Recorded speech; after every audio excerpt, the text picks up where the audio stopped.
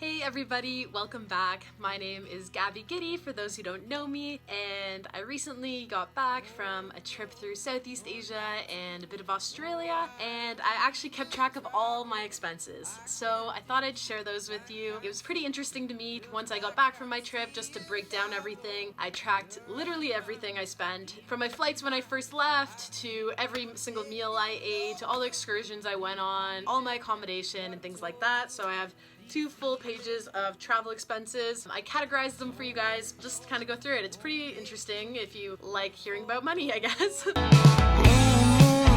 shampoo and come and save me. I've been missing lady luck ever since she started hating. I've been waking up too early. I miss our crazy hazes in the middle of the night.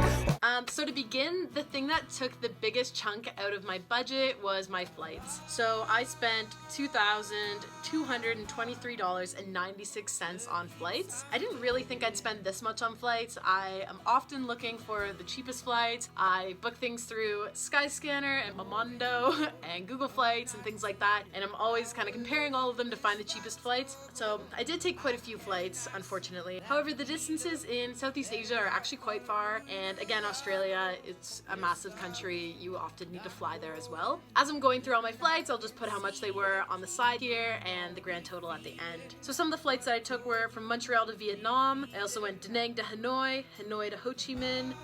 That was all in Vietnam. And then once in Thailand, I flew from Bangkok to Surat Thani and Krabi to Kuala Lumpur, and then Singapore to Perth, and then Perth to Melbourne, and then Melbourne to Toronto. So this was actually an emergency flight home. Trudeau told all Canadians abroad to come home, so I booked my flight home and flew 3 days later. So this is something I've actually never done before. I have never booked a flight so last minute. It was literally 3 days before. My flight from Toronto to Melbourne though, that last minute came to $871.21, and I think this is not far off of what I would normally pay. Flights to and from Australia are quite expensive, and it kind of seems a bit reasonable. I did have extra money allocated to a flight home, and this is about how much I was anticipating to pay for it anyways, so that was nice that it wasn't a $2,000 flight coming home during COVID, so that was nice. So the next thing I'll talk about, before I even left, I got some vaccines. I got typhoid and something else, and then I also ended up taking doxycycline for the duration of my part in Asia. I stopped once I got to Australia. Again, I was taking that throughout that time. My vaccines and all my medication cost me $92.76. Another thing that I purchased before I actually went traveling was traveler's insurance, so I booked this through World Nomads. For 3 months, it was $319.32. I think I got the more extended traveler's insurance because I knew I was going to be diving and doing riskier activities, what they consider risky, so I just wanted to make sure I was protected in case an accident did happen. Fortunately, I didn't have to make any claims or call them at all. So some of my transportation costs, this included buses, grabs, taxis places, tuk-tuk, all of those type of things. This costed me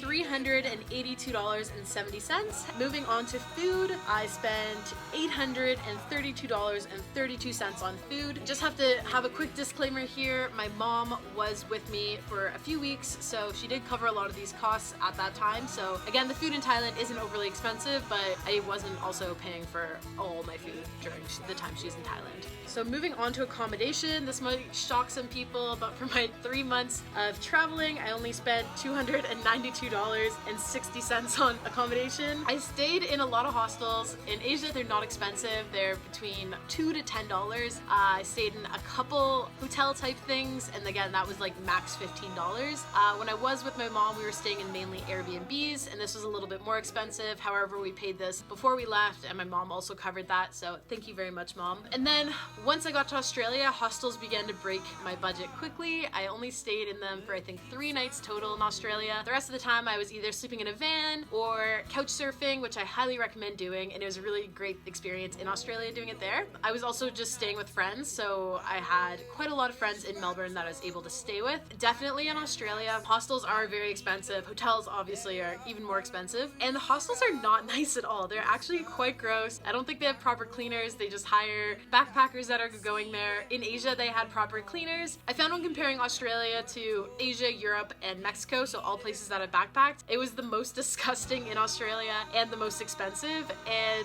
they didn't really really have breakfast or anything. It was honestly just not a good deal at all, and I'd suggest couch surfing on instead of that. I think this is just due to the fact that there's so many people on a working holiday visa and there's nowhere to stay, so they just stay in hostels. So I found it really not that, it wasn't even that nice of a vibe. Honestly, just a complete waste of money in my opinion was to stay at a hostel in Australia. I ended up spending $144.23 on visas. I had to get a visa for Vietnam, Cambodia, and Australia. I didn't need one for Thailand, Malaysia, or Singapore though. Excursions took up a huge part of my budget. So a few of the bigger highlights would be the Hajan Loop. So this cost me $278.41. So this is the 3-day, 2-night one. My Padi open water in Thailand cost me $468.09. The Koh Sok excursion, also in Thailand, cost us $100. Once I was in Australia, Shannon and I rented a van, and this cost us $183 without gas, food, or any of the things that we did once we had the van. This is just to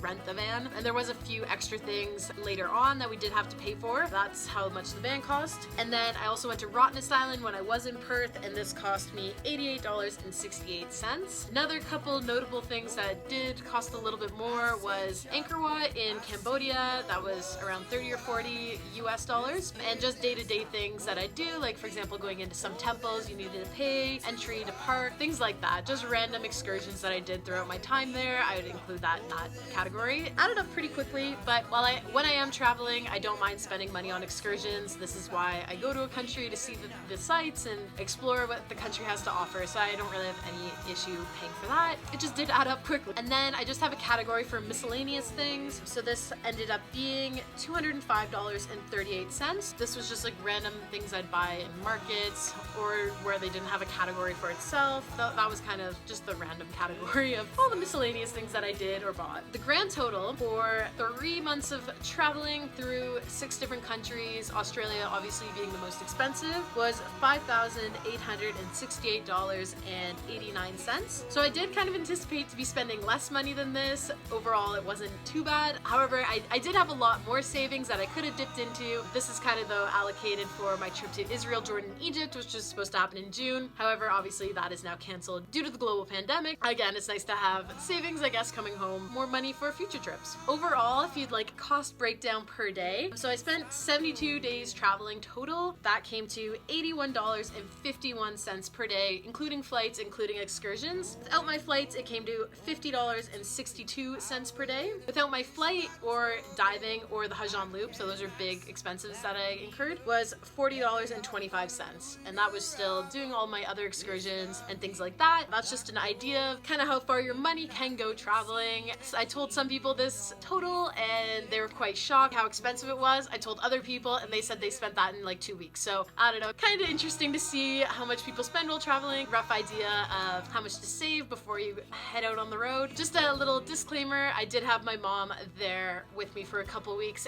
and she did cover a lot of the costs, which is really fantastic. I really have to thank her for that, so thank you, Mom. And the other thing was, when I wasn't with my mom, I was traveling very frugally. Everybody I was with, I think, was just indulging more than I was. I often wouldn't get like that many drinks. I also don't eat meat, the pretty vegetarian diet, so that was a lot, again, easier to have a cheaper diet doing that way. Couch surfing really saved me, and having friends in Australia was a godsend, and I'm so thankful for everybody that hosted me while I was in Australia. It made my experience way better, and it was just really nice not having to be in a hostel, to be honest. Nice break from that. Pretty interesting, I thought, to break that down. Yeah, so let me know what you think. Yeah, so it's pretty interesting keeping track of my finances the entire time I was traveling. I hope you guys can take away some tips how to save money. Maybe you're inspired to go on your own trip and realize it's not as expensive as you think. But whatever the reason, I hope you enjoyed watching, and we'll see you next week.